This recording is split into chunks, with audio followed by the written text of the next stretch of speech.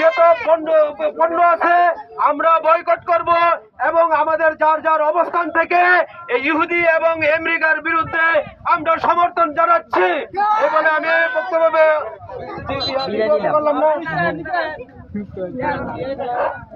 সম্মানিত উপস্থিতি, এখন আপনাদের সামনে সংক্ষিপ্ত বক্তৃতা নিয়ে আসছেন হযরত মাওলানা মুফতি হযরত মাওলানা মুফতি শফিকুল ইসলামকে সংক্ষিপ্ত কথা বলতে। আসসালামু আলাইকুম ওয়া রাহমাতুল্লাহি ওয়া বারাকাতুহু।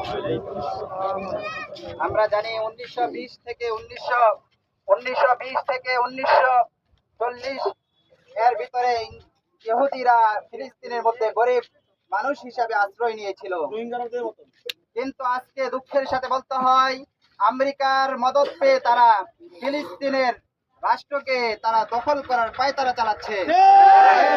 একের পর এক মানুষ হত্যা, গণহত্যা, মানুষদেরকে বোমা মেরে উড়িয়ে দেওয়া, সমস্ত ধরনের নৃশংস হত্যাকাণ্ড আমরা চোখে দেখতেছি।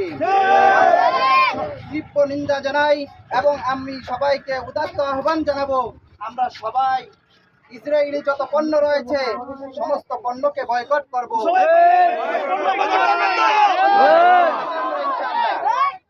আর আমরা সবাই নিজ নিজ অবস্থান থেকে সব সময় ইহুদিদের বিপক্ষে যত প্রচারণা আছে সমস্ত প্রচারণা চালিয়ে যাব। আল্লাহ রাব্বুল আলামিন ফিলিস্তিনকে বিজয় করুক, সবাই বলে আমিন। আল্লাহ ফিলিস্তিনে যত মুসলমান শহীদ হয়েছে সবাইকে শাহাদাতে আলা মাকাম দান করুক, সবাই বলে আমিন।